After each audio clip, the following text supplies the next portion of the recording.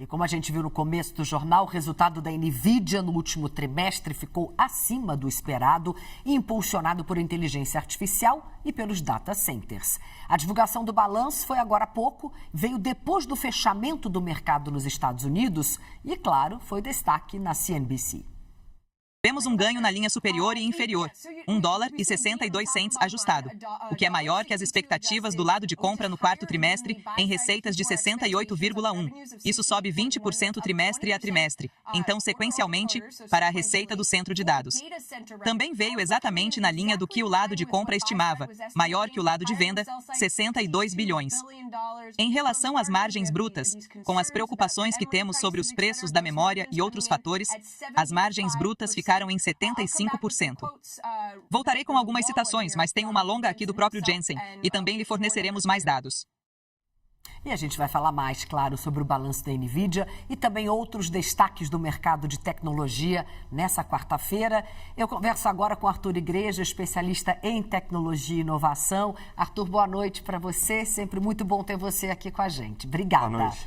Bom, quero começar ouvindo a sua análise, sua avaliação desse balanço da NVIDIA que saiu agora há pouco, no comecinho do nosso jornal. Cris, impressionante. O mercado esperava muito, tanto que o balanço ele normalmente sai 20 minutos depois do fechamento do mercado, demorou alguns minutinhos a mais e as pessoas já estavam debatendo se era um mau sinal, se era um bom sinal. Então, essa é a expectativa que a NVIDIA traz. Ela bateu todos os números. É a primeira vez que ela alcança 200 bilhões de receita anual.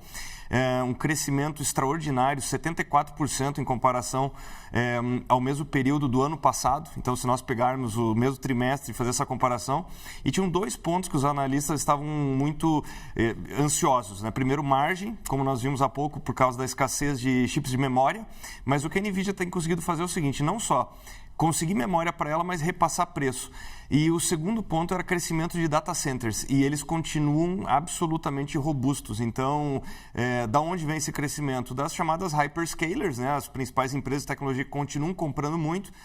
Nesse ano devem investir alguma coisa como 690 bilhões em data centers, que é, grosso modo, o dobro do ano passado. Então, o balanço da NVIDIA mostrou o seguinte, uma empresa que continua com pleno crescimento e não por acaso, depois do fechamento do mercado, no pós-mercado a ação chegou a subir mais de 3,5%.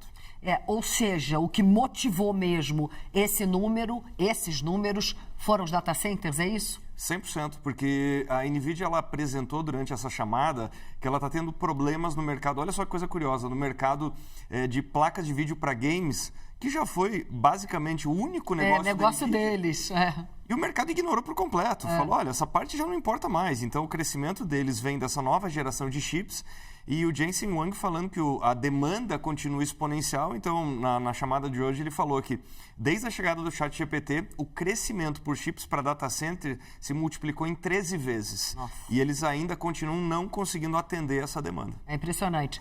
Isso significa que aquele medo todo de bolha foi por água abaixo ou ainda existe um certo temor? Não, ele continua, mas acredito que o mercado pelo menos vai respirar até a próxima demonstração de resultados, porque nós temos que lembrar que o que está acontecendo é o seguinte, a NVIDIA é a base da pirâmide, então todo mundo precisa dos chips da NVIDIA e não por acaso ela puxou hoje também as ações da TSMC e de outras fabricantes de chips, mas esses chips são comprados para montar esses data centers e tem uma análise que é interessante, é o seguinte, o mercado ele fica titubeante em relação a, por exemplo, Microsoft, em relação à Meta, a quem está aplicando a inteligência artificial e que nesse momento ainda não está se traduzindo em receita. Algumas empresas estão conseguindo, como a Anthropic, continua crescendo muito rápido, a OpenAI continua crescendo, mas o mercado da aplicação da IA, o termo que se usa nos Estados Unidos é a fadiga da IA, ou seja, o resultado ainda não chegou. E o argumento da NVIDIA é o seguinte, nós temos que lembrar que os data centers que são hoje construídos,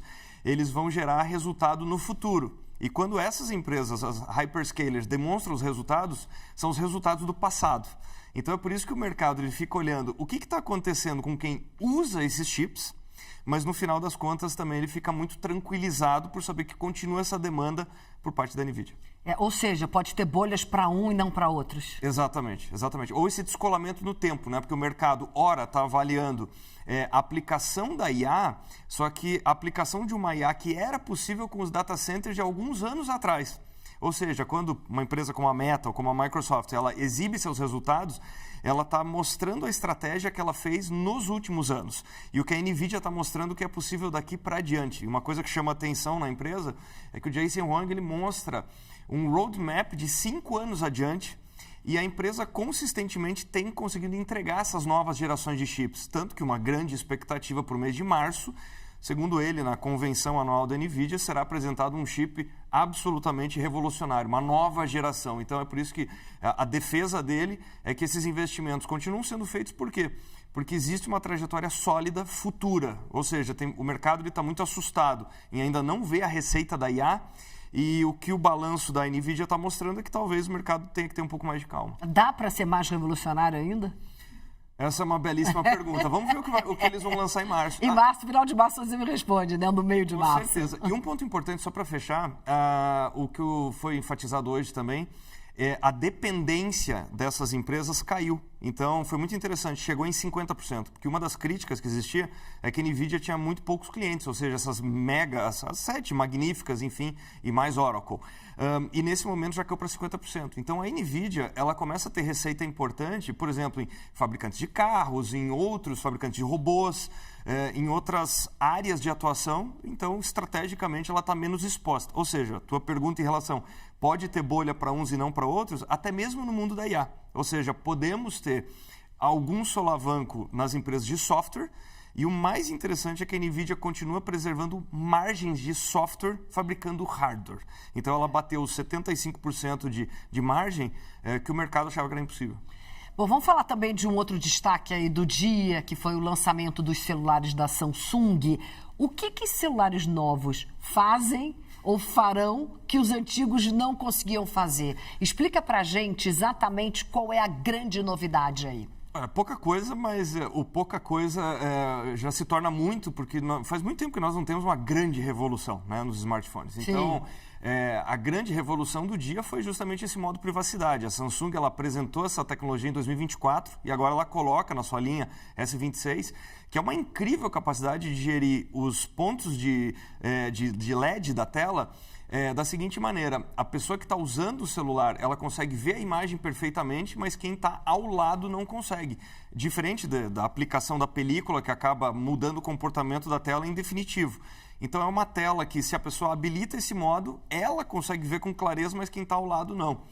E além disso, claro, a Samsung trouxe uma câmera poderosíssima, 200 megapixels, ela chama de um modo cinemático, mas isso é evolução incremental. Então eu te diria que a grande novidade, claro, tem IA que evoluiu com o Bixby, mas a grande novidade é esse modo privacidade, que eu tenho certeza que vai ser copiado.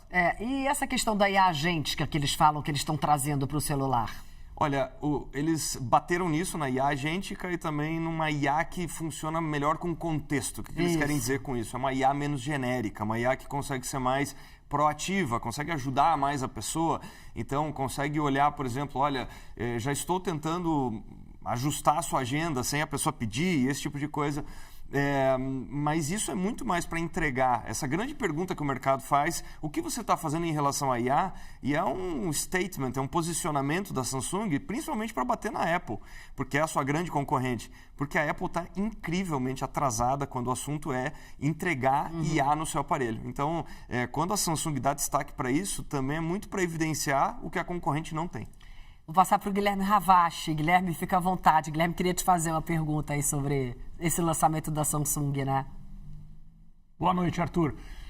Conectando, né, inteligência artificial, resultados da NVIDIA impressionante e esse lançamento da Samsung também, tem um ponto que eu achei curioso que a Samsung trouxe, que eles estão lançando IA dentro do aparelho celular, mas as pesquisas deles indicaram que as pessoas acham difícil usar IA, inclusive no aparelho celular, né? E aí eles dizem que essa versão agora vai melhorar, mas ao mesmo tempo aumenta o preço. Será que essa bolha da IA, a gente já não acaba vendo um pouco na prática nesse momento? Porque o aparelho vai ser mais caro, as versões são mais caras por conta do chip para processar a IA, né, que vem embarcado nele.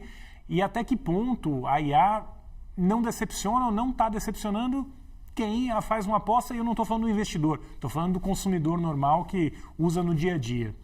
Excelente pergunta. E eu concordo com a sua provocação no sentido de que eu não acho que ninguém está trocando o celular nesse momento por causa da IA. Eu não acho que nós temos esse nível de percepção que é um recurso revolucionário nessa medida. Ao contrário do que acontece com uma evolução de câmera na tela, armazenamento e esse tipo de coisa. Então, eu acho que os fabricantes estão tentando empurrar isso, seguir esse hype, esse tema posto pela tecnologia de 2022 para cá, mas não é um fator na tomada de decisão. E eu te diria que o encarecimento não vem só do chip para fazer o processamento da IA, mas é toda essa crise que nós estamos vendo de escassez de memória no mundo, e sabe-se que isso já foi repassado nessa nova geração de aparelhos, e aí eu nem acho que é o encarecimento do aparelho em si, mas o que acontece é que tem um apetite tamanho por chips de forma global que, invariavelmente, os aparelhos estão ficando mais caros. Então, o que eu quero dizer? Não é só pela IA que foi embarcada no aparelho e por isso ele ficou mais caro,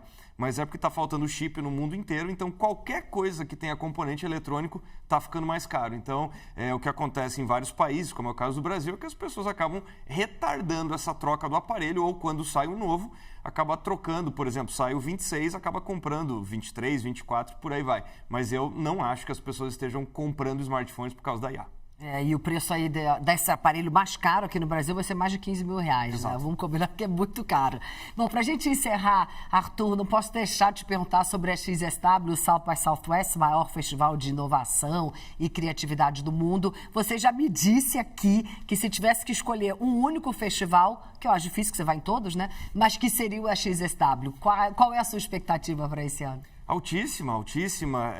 Você que já viveu essa experiência em loco sabe o quanto que ela é desafiante, rica, intensa. A expectativa é muito alta, porque de fato nós temos grandes nomes, não só da inteligência artificial, mas do mundo do entretenimento, do mundo da tecnologia, no mundo das artes até. E lá é um grande espaço para debate dos impactos na sociedade, na economia. Então, de fato, é meu evento preferido, porque eu costumo dizer que ele é mais contundente, ele é mais franco, então tem menos uma característica corporativa. E nesse ano o festival vai ter que se remodelar por completo pelo fato de não ter mais o centro de convenções que foi demolido, né? Então, só para as pessoas terem uma dimensão, a XSW recebe por ano entre 300 a 500 mil pessoas. É muita gente. Então a expectativa é altíssima. E brasileiro sempre a segunda maior delegação, a gente só perde para os americanos, né? Exatamente. Só pelo fator distância, senão seríamos certamente os primeiros. E o que é muito interessante ver essa fome dos brasileiros por novidade, por inovação, e certamente vai ser muito bacana poder repercutir isso. Arthur, muito obrigada. É sempre bom demais ter você aqui com a gente. Obrigado. Obrigada, boa noite.